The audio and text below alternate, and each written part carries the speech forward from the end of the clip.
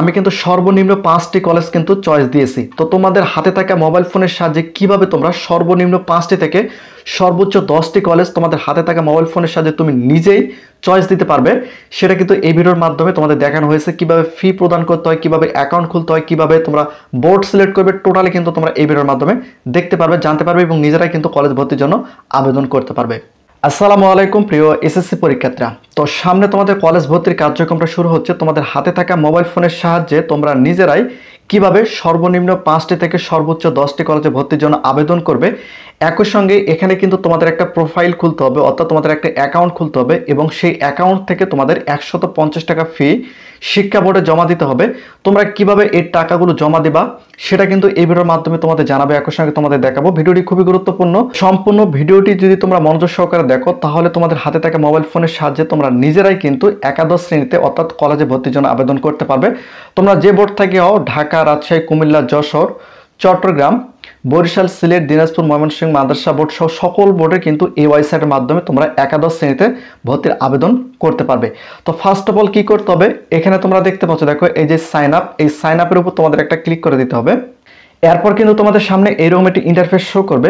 এখানে তোমরা দেখতে পাচ্ছ, দেখো অ্যাকাউন্ট তৈরি করুন। তো অ্যাকাউন্ট তৈরি করার জন্য কি কি তথ্য লাগবে, এখানে তোমাদের রোল নাম্বারটা লাগবে যেটা তোমাদের লিখে দিতে হবে। এরপর বোর্ড, অর্থাৎ তোমরা কোন বোর্ড থেকে এসএসসি পরীক্ষা দিয়েছো সেই বোর্ডটা কিন্তু এই যে এখানে ক্লিক করলে সকল শিক্ষা বোর্ড কিন্তু এখানে শো করবে। তোমরা যে বোর্ড থেকে এসএসসি পরীক্ষা দিয়েছো সেই বোর্ডটা এখান থেকে তোমাদের সিলেক্ট করে দিতে হবে। এরপর বছর, অর্থাৎ তোমরা যে সালে এসএসসি পরীক্ষা দিয়েছো সেই সালটা কিন্তু এখান থেকে সিলেক্ট করে দিতে হবে। একই সঙ্গে এখানে তোমাদের রেজিস্ট্রেশন নাম্বারটা দিতে হবে এবং নিচে এখানে তোমাদের একটা ফোন নাম্বার দিতে হবে এবং সেম ফোন নাম্বারটা কিন্তু তোমাদের নিচেও দিতে হবে। তোমরা এখানে দেখতে পাচ্ছ, প্রথমে তোমাদের রোল নাম্বার দিতে হবে, এরপর বোর্ড সিলেক্ট করে দিতে হবে, এরপর কত সালে এসএসসি পরীক্ষা দিয়েছো সেই সালটা এখানে সিলেক্ট করে দিতে হবে, এরপর রেজিস্ট্রেশন নাম্বার এবং এখানে তোমাদের একটা ফোন নাম্বার দিতে হবে এবং নিচে কিন্তু তোমাদের সেম একই ফোন নাম্বারটা দিতে হবে। এরপর এই যে সাইন আপের উপর তোমাদের একটা ক্লিক করে দিতে হবে। এরপর কিন্তু তোমাদের সামনে এরকম একটি ইন্টারফেস শো করবে। এই যে এখানে তোমরা দেখতে পাচ্ছ, দেখো লগ ইন করার জন্য এখানে তোমাদের একটা ইডো আইডি এবং একটা পাসওয়ার্ড তোমাদের দিবে। এখানে উপরে যদি তোমরা লক্ষ্য করো, আপনার ইডো আইডি হচ্ছে, অর্থাৎ তোমাদের যে এসএসসি পরীক্ষার রেজিস্ট্রেশন নাম্বার রয়েছে সেটা হয়তো তোমাদের ইডো আইডি দিবে। একই সঙ্গে সাইটে কিন্তু তোমাদের একটা পিন দিবে। এটা কিন্তু অবশ্যই তোমাদের যত্ন সহকারে রাখতে হবে, কারণ এই ইডো আইডি এবং এই পিন দ্বারা কিন্তু তোমাদের কলেজে ভর্তির আবেদন করা থেকে শুরু করে কলেজ নিশ্চয়ন সহ সকল প্রকার কার্যক্রম কিন্তু এই ইডো আইডি এবং এই পিনের মাধ্যমে কিন্তু তোমাদের করতে হবে, কারণ এটা তোমাদের একটা প্রোফাইল। এই প্রোফাইলের মধ্যে তোমাদের কলেজ ভর্তির যাবতীয় তথ্যগুলো কিন্তু সংরক্ষণ থাকবে। তো এই ইডো আইডিটা তোমরা খাতায় লিখে রাখবে অথবা ভালো জায়গায় সংরক্ষণ করে রাখবে। এরপর তোমাদের এই ইডো আইডিটা এখানে দিতে হবে, পাসওয়ার্ডটা এখানে দিতে হবে। তো এখানে যদি তোমরা একটু লক্ষ্য করো, দেখো আমি এখানে ইডো আইডিটা দিয়েছি এবং পাসওয়ার্ডটা দিয়েছি। এরপর কি করবে, এই যে নিচে তোমরা এখানে দেখতে পাচ্ছ লগ ইন, এই লগ ইনের উপর তোমাদের একটা ক্লিক করে দিতে হবে। লগ ইনের উপর ক্লিক করে দেওয়ার পর তোমাদের সামনে কিন্তু এরকম একটি ইন্টারফেস শো করবে। এই যে এখানে কিন্তু শিক্ষার্থীর নামটা দেখাবো, অর্থাৎ তোমার রোল নাম্বারটা বা রেজিস্ট্রেশন নাম্বারটা দেওয়া মাত্র এখানে তোমার নামটা কিন্তু শো করবে এবং এটা কিন্তু তোমাদের প্রোফাইল। তোমরা এখানে দেখতে পাচ্ছ আবেদনকারী প্রোফাইল, স্বাগতম সাকির আক্তার। এটা হচ্ছে তোমাদের প্রোফাইল। এই প্রোফাইলের মাধ্যমে তোমাদের কলেজ ভর্তি থেকে শুরু করে সর্বনিম্ন 5টি থেকে সর্বোচ্চ 10টি কলেজ, একই সঙ্গে এটার মাধ্যমে ফি প্রদান করা শুরু করে একই সঙ্গে কলেজ নিশ্চয়নের সকল তথ্য কিন্তু তোমাদের এই অ্যাকাউন্টের মাধ্যমে করতে হবে। তো এখন তোমাদের কি করতে হবে, এই যে আবেদনকারী তথ্য, এখানে কিন্তু সকল প্রকার তথ্যগুলো তোমরা এখানে দেখে নিতে পারবে। এখন তোমাদের কি করতে হবে, এই যে এখানে 3 ডট দেখতে পাচ্ছ, এই 3 ডটের উপর তোমাদের একটা ক্লিক করে দিতে হবে। তারপর তোমাদের সামনে এরকম একটি ইন্টারফেস শো করবে। এখন তোমাদের কি করতে হবে, এই যে তোমরা এখানে দেখতে পাচ্ছ আবেদন, এই আবেদনের উপর তোমাদের একটা ক্লিক করে দিতে হবে। আবেদনের উপর ক্লিক করে দেওয়ার পর তোমাদের সামনে কিন্তু এরকম একটি ইন্টারফেস শো করবে। এই যে এখানে তোমরা দেখতে পাচ্ছ, দেখো আবেদন ফি জমা দিন। এই আবেদন ফি প্রথম অবস্থায় তোমাদের জমা দিতে হবে। এই আবেদন ফি যদি তোমরা জমা না দাও সেক্ষেত্রে কিন্তু কলেজে ভর্তির জন্য আবেদন কখনোই করতে পারবে না। তো প্রথম অবস্থায় তোমাদের এই আবেদন ফিটা কিন্তু জমা দিতে হবে। তো আবেদন ফির জমা দিন, এর উপর তোমাদের একটা ক্লিক করে দিতে হবে। এরপর কিন্তু তোমাদের সামনে এরকম একটি ইন্টারফেস শো করবে। এই যে এখানে তোমরা দেখতে পাচ্ছ, দেখো কত টাকা ফি লাগতেছে, এখানে 150 টাকা। এটা বছর অনুযায়ী, অর্থাৎ শিক্ষা বোর্ড চাইলে বাড়াতেও পারে, সেটা শিক্ষা বোর্ডের অনুযায়ী সে অনুযায়ী কিন্তু ওয়েবসাইটগুলো আপডেট করা হবে। তো যেহেতু আমি বিগত সালের মাধ্যমে দেখাচ্ছি সেক্ষেত্রে 150 টাকা ফি কিন্তু এখানে নির্ধারণ করা হয়েছে। এরপর কি করতে হবে, যে সোনালী ব্যাংক পিএলসি, এখানে তোমাদের একটা ক্লিক করে দিতে হবে। তো আমি এখানে একটা ক্লিক করে দিচ্ছি। এরপর কিন্তু তোমাদের সামনে এরকম একটি ইন্টারফেস শো করবে। এই যে এখানে তোমরা দেখতে পাচ্ছ, দেখো এক্স ক্লাস অ্যাডমিশন, এখানে তোমাদের সকল তথ্যগুলো এখানে তোমরা দেখতে পাচ্ছ। দেখো ব্যাংক রেফারেন্স আইডি, একই সঙ্গে ইনভয়েস নাম্বার, কন্ট্যাক্ট নাম্বার সব কিছু কিন্তু এখানে দেখা যাচ্ছে। একই সঙ্গে 150 টাকা। এখন তোমাদের কি করতে হবে, যেহেতু আমরা মোবাইল ব্যাংকিং এর মাধ্যমে টাকাটা পে করব, সেক্ষেত্রে এই যে মোবাইল ব্যাংকিং রয়েছে এবং সোনালী ব্যাংকের মাধ্যমে তোমরা অ্যাকাউন্ট এখানে এখানে করতে পারবে। তো আমরা যেহেতু মোবাইল ব্যাংকিং এর মাধ্যমে করবো, এই যে মোবাইল ব্যাংকিং, এই মোবাইল ব্যাংকিং এর উপর তোমাদের একটা ক্লিক করে দিতে হবে। তো বিকাশ রকেট নগদের মাধ্যমে কিন্তু তোমরা চাইলে এই 150 টাকা ফিটা তোমরা কিন্তু জমা দিতে পারবে এবং তোমাদের টোটাল সময় থাকবে 8 মিনিটের মধ্যে কিন্তু তোমাদের এই টাকাটা পে করতে হবে। তো আমি এখান থেকে বিকাশটা সিলেক্ট করব। বিকাশের উপর ক্লিক করার পর তোমাদের সামনে কিন্তু এরকম একটা ইন্টারফেস শো করবে। এই যে এখানে মোট বিকাশ মেন অ্যামাউন্ট 150 টাকা এবং প্রসেসিং ফি হচ্ছে 1 টাকা 80 পয়সা, টোটাল অ্যামাউন্ট হচ্ছে 151 টাকা 80 পয়সা। এরপর কি করতে হবে, কনফার্ম, এই কনফার্মের উপর তোমাদের একটা ক্লিক করে দিতে হবে। কনফার্মের উপর ক্লিক করে দেওয়ার পর তোমাদের সামনে কিন্তু এরকম একটি ইন্টারফেস শো করবে। এখানে তোমাদের ব্যাংক রেফারেন্স নাম্বার, একই সঙ্গে ইনভয়েস, একই সঙ্গে ট্রানজেকশন, তোমরা এখানে দেখতে পাচ্ছ প্রসেসিং ফি, টোটাল, এই যে পে উইথ বিকাশ, এর উপর তোমাদের একটা ক্লিক করে দিতে হবে। সামনে এরকম একটি ইন্টারফেস শো করবে। এই যে এখানে তোমরা দেখতে পাচ্ছ, দেখো এখানে কিন্তু তোমাদের যে বিকাশ নাম্বারটা রয়েছে বা নগদ উপায় বা যে নাম্বারটা রয়েছে, তোমাদের যে বিকাশের মাধ্যমে বিকাশ নাম্বারটা এখানে দিতে হবে। দেওয়ার পর কনফার্মের উপর ক্লিক করা মাত্র তোমাদের বিকাশ নাম্বার কিন্তু একটা ভেরিফিকেশন কোড আসবে। ভেরিফিকেশন কোডটা দেওয়া মাত্র কিন্তু পিন চাবে, অর্থাৎ তোমাদের বিকাশের যে পিন, সেই পিনটা কিন্তু তোমাদের এখানে দিতে হবে। তোমরা এখানে দেখতে পাচ্ছ 150 টাকা 151 টাকা 80 পয়সা এর কাটতেছে। এরপর পিনটা দেওয়ার পর এই যে নিচে তোমরা এখানে দেখতে পাচ্ছ কনফার্ম, কনফার্মের উপর তোমাদের একটা ক্লিক করে দিতে হবে। সামনে এরকম একটি ইন্টারফেস শো করবে। এখানে তোমরা দেখতে পাচ্ছ, দেখো শুধু আপনার লেনদেন সফলভাবে সম্পূর্ণ করা হয়েছে, ধন্যবাদ, পরিশোধ অর্থের পরিমাণ হচ্ছে 150 টাকা, রেফারেন্স নাম্বার তোমরা এখানে দেখতে পাচ্ছ। তো অলরেডি কিন্তু আমরা এই সিস্টেমে 150 টাকা ফি কিন্তু শিক্ষা বোর্ডে জমা দিলাম। এখন চাইলে কিন্তু আমরা এখানে আবেদন করতে পারবো। এখানে জাস্ট 10 থেকে 15 সেকেন্ড যদি তোমরা দেরি করো, তাহলে তোমাদের সামনে তারপর কিন্তু তোমাদের সামনে এরকম একটি ইন্টারফেস শো করবে। এই যেখানে তোমরা দেখতে পাচ্ছ, দেখো আপনার পেমেন্ট সফলভাবে সম্পূর্ণ হয়েছে, আবেদন জমা দিতে এগিয়ে যান। তো এখন আমরা কি করব, এই ওয়েবসাইটের মাধ্যমে সর্বনিম্ন 5টি থেকে সর্বোচ্চ 10টি কলেজে কিন্তু আমরা আবেদন করতে পারবো বা কলেজ চয়েস দিতে পারবো। তো এখানে যদি তোমরা একটু লক্ষ্য করো, আবেদন জমা দিতে এগিয়ে যান, এখানে ক্লিক করতে পারো। এই যে অথবা যে আবেদন করুন, এখানে ক্লিক করলে আবেদন করুন অপশন চলে আসবে, সেখানে ক্লিক করতে পারো। তো আমরা কি করবো, আবেদন জমা দিতে এগিয়ে যান, জাস্ট এখানে একটা ক্লিক করবো। এরপর কিন্তু তোমাদের সামনে এরকম একটি ইন্টারফেস শো করবে। এই যে এখানে তোমরা দেখতে পাচ্ছ, দেখো একাদশ শ্রেণীতে স্মার্ট ভর্তির সিস্টেম এবং তোমার নামটা কিন্তু এখানে দেখাচ্ছে, তোমরা এখানে দেখতে পাচ্ছ। এখানে কিন্তু তোমরা চাইলে কি করতে পারো, সর্বনিম্ন 5টি থেকে সর্বোচ্চ 10টি কলেজে আবেদন করতে পারবে। তোমাদের মধ্যে কোনো শিক্ষার্থী যদি মনে করে যে এখানে আমি একটা অথবা 2টা অথবা 3টা কলেজে ভর্তির জন্য আবেদন করব, সেটা কিন্তু সম্ভব নয়। তোমাদের সর্বনিম্ন 5টা কলেজ কিন্তু এখানে চয়েস দিতে হবে। এবং আমি তোমাদের এখানে যে বিষয়টা উল্লেখ করব, সেটা হচ্ছে যে তোমরা যে কলেজগুলোতে ভর্তি হবা, সেই কলেজগুলোর তথ্য অবশ্যই তোমাদের আগে সংগ্রহ করে রাখতে হবে, যাতে করে সেই কলেজগুলোতে তোমরা খুব দ্রুত আবেদন বা কলেজ চয়েসটা দিতে পারো। তো ফার্স্ট অফ অল তোমাদের কি করতে হবে, এখানে তোমরা দেখতে পাচ্ছ, দেখো ফ্রিডম ফাইটার, অর্থাৎ তোমাদের যদি মুক্তিযোদ্ধার কোনো কোটা থাকে, অলরেডি আমরা যে নতুন আপডেট জানতে পেরেছি সেটা হচ্ছে জুলাই কোটা আসতে পারে। যদি তোমাদের জুলাই কোটা বা ফ্রিডম ফাইটার অর্থাৎ মুক্তিযোদ্ধার কোনো মুক্তিযোদ্ধার কোটা থাকে, সেক্ষেত্রে কিন্তু টিক চিহ্ন দিতে হবে।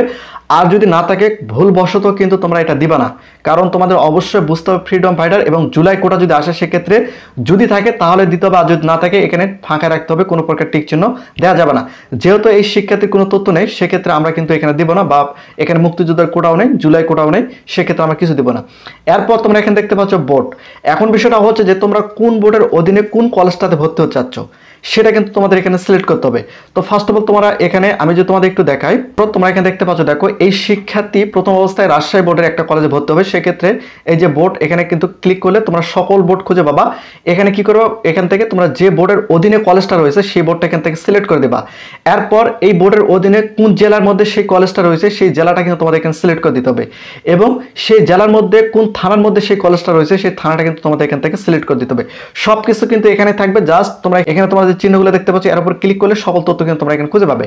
তো আমি, অর্থাৎ এই শিক্ষার্থীটা যে বোর্ডের অধীনে, যে থানার অধীনে, যে জেলার অধীনে কলেজটা ভর্তি হবে, সেই কলেজটা আমি কিভাবে খুঁজে বের করছি, দেখো প্রথমে আমি ওই বোর্ডটা সিলেক্ট করছি, ওই বোর্ডের অধীনে যে জেলার মধ্যে যে কলেজটা রয়েছে বা যে কলেজে এসে ভর্তি হবে, সেই জেলার আমি প্রথমে সিলেক্ট করে দিয়েছি। এরপর এই জেলার মধ্যে কোন থানার মধ্যে সেই কলেজটা রয়েছে, সেই থানাটা কিন্তু আমি এখান থেকে সিলেক্ট করে দিয়েছি। এরপর ওই থানার মধ্যে যতগুলো কলেজ রয়েছে, প্রত্যেকটা কলেজ কিন্তু এখানে শো করবে। তোমরা এখানে দেখতে পাচ্ছ, আমি এখানে আগ্রা দ্বিগুণ যে কলেজ রয়েছে, সেই কলেজটা কিন্তু আমি এখানে দিয়ে দিয়েছি। এরপর তোমরা এখানে দেখতে পাচ্ছ, দেখো এই যে এখানে ক্লিক করলে এই থানার মধ্যে যতগুলো কলেজ রয়েছে, প্রত্যেকটা কলেজ কিন্তু শো করবে। সেম একই প্রসেসে কিন্তু তোমরা সকল বোর্ডের, সকল জেলা, সকল থানার মধ্যে সব কলেজ কিন্তু তোমরা এখান থেকে খুব সহজে দেখে নিতে পারবে। এখানে কলেজের ইআইএন নম্বর, কলেজ নেম, একই সঙ্গে এই কলেজের সকল তথ্য কিন্তু তোমরা এখানে দেখতে পাচ্ছ। পছন্দের সাথে প্রযোজ্য ক্ষেত্রে টিক চিহ্ন দিয়ে কোটা সংযুক্ত করুন। এখানে কোটা দেখো, এসকিউ বিশেষ কোটা, EQ1 শিক্ষা কোটা, অর্থাৎ তোমার পিতামাতার মধ্যে কোনো কেউ যদি শিক্ষা মন্ত্রণালয়ে কাজ করে থাকে, সেক্ষেত্রে EQ1 টিক চিহ্ন দিতে হবে। আর যে ইকিউ টু শিক্ষা কোটা দপ্তর বা সংস্থা, তোমার পিতামাতা কোনো দপ্তর বা কোনো সংস্থায় কাজ করে, সেক্ষেত্রে সেটা এখানে এই যে এখানে তোমরা দেখতে পাচ্ছ টিক চিহ্ন দিতে হবে। যেহেতু এই শিক্ষার্থী শিক্ষা মন্ত্রণালয় বা কোনো দপ্তর বা সংস্থায় কাজ করে, সেক্ষেত্রে আমি কিন্তু এগুলো ফাঁকা রাখছি। এখান থেকে তোমরা দেখতে পাচ্ছ, দেখো এই শিক্ষার্থী কোন বিভাগে ভর্তি হবে। যেহেতু সে মানবিক থেকে পরীক্ষা দিয়েছে, সে চাইলে মানবিক থেকে বিজনেস স্টাডিজে ভর্তি হতে পারে, বা বিজনেস স্টাডিজ থেকে সে কিন্তু মানবিকে ভর্তি হতে পারে। যেহেতু আমি এই শিক্ষার্থীকে মানবিকে ভর্তি করে দিব, সেক্ষেত্রে এই যে তোমরা এখানে দেখতে পাচ্ছ, দেখো হিউম্যানিটিস এবং বাংলা বিভাগ এবং শিফট তোমরা এখানে দেখতে পাচ্ছ, ধরন দেখতে পাচ্ছ, টোটাল সকল তথ্য কিন্তু তোমরা এখানে দেখতে পাচ্ছ, এবং আসন সংখ্যা কয়টা রয়েছে সেটা কিন্তু তোমরা এখানে দেখতে পাচ্ছ। যেহেতু এই শিক্ষার্থীকে আমি বাংলা ভার্সনে একই সঙ্গে মানবিক বিভাগে ভর্তি করে দেবো, সেক্ষেত্রে এই যে প্লাস আইকন রয়েছে, এই প্লাস আইকনে আমি একটা ক্লিক করে দেবো। প্লাস আইকনে ক্লিক করে দেওয়া মাত্র এই যে এখানে তোমরা দেখতে পাচ্ছ, দেখো আমি যখন এই প্লাস আইকনে ক্লিক করে দিলাম, সঙ্গে সঙ্গে কলেজটা কিন্তু এখানে এসে সিলেক্ট হয়ে গেছে। তোমরা এখানে দেখতে পাচ্ছ এই কলেজটা কিন্তু ফার্স্ট চয়েস হিসেবে এখানে সিলেক্ট হয়ে গেছে। তোমরা এখানে দেখতে পাচ্ছ Agradin college, day shift, Bangla version, একই সঙ্গে মানবিক বিভাগ। এখানে টোটাল তোমরা দেখতে পাচ্ছ, দেখো এভাবে তোমরা একটার পর একটা, এই যে এখান থেকে এভাবে তোমরা একটার পর একটা তোমাদের পছন্দের কলেজগুলো তোমরা এখান থেকে চয়েস দিতে পারবে। আবার মনে করো রাজশাহী বোর্ড থেকে তোমরা মনে করো ঢাকা বোর্ডের অধীনে কোনো কলেজের চয়েস দিবা, সেক্ষেত্রে ঢাকা বোর্ড এখান থেকে সিলেক্ট করে দিবা। ঢাকা বোর্ডের অধীনে কোন জেলার মধ্যে কলেজটা রয়েছে সেই জেলাটা সিলেক্ট করে দিবা, সঙ্গে ওই জেলার মধ্যে কোন থানার মধ্যে কলেজটা রয়েছে থানাটা সিলেক্ট করে দিবা। তাহলে এখানে সকল কলেজ, ওই থানার মধ্যে যতগুলো কলেজ, প্রত্যেকটা কলেজ শো করবে। এই জাস্ট এখানে একটা ক্লিক করলে তোমরা কিন্তু ওই কলেজটা খুঁজে পাবে, এবং সেটা তোমরা এভাবে সেম টু সেম চয়েস দিবে, একটার পর একটা, একটার পর একটা, একটার পর একটা, এভাবে চয়েস দিয়ে সর্বনিম্ন 5টি থেকে সর্বোচ্চ 10টি কলেজে তোমরা কিন্তু চয়েস দিতে পারবে। আমি কিন্তু এভাবে সর্বনিম্ন 5টি কলেজ চয়েস দিয়েছি। তোমরা একটু লক্ষ্য করো, দেখো এখানে তোমরা দেখতে পাচ্ছ, দেখো প্রথমে এখানে বোর্ড দিয়েছি রাজশাহী, এরপর নওগাঁ জেলা, এরপর পত্নীতলা থানা দিয়েছে। এখানে তোমরা দেখতে পাচ্ছ, দেখো পত্নীতলা থানা দিয়েছে, এরপর নজিপুর ওয়েমেন কলেজ নওগাঁ। এখানে টোটাল তোমরা দেখতে পাচ্ছ, দেখো নজিপুর ওয়েমেন কলেজ নওগাঁ দিয়েছে। এখানে টোটালি তোমরা এখানে দেখতে পাচ্ছ আমি এখানে সর্বনিম্ন 5টি কলেজ কিন্তু চয়েস দিয়েছি।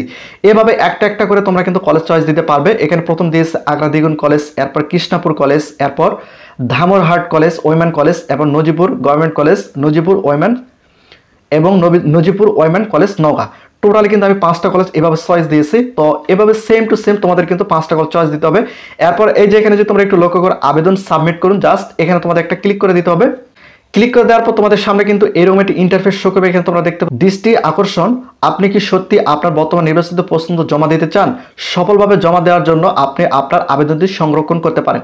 এরপর কি করতে হবে, এই যে এগিয়ে যান, এগিয়ে যানের উপর একটা ক্লিক করে দিতে হবে।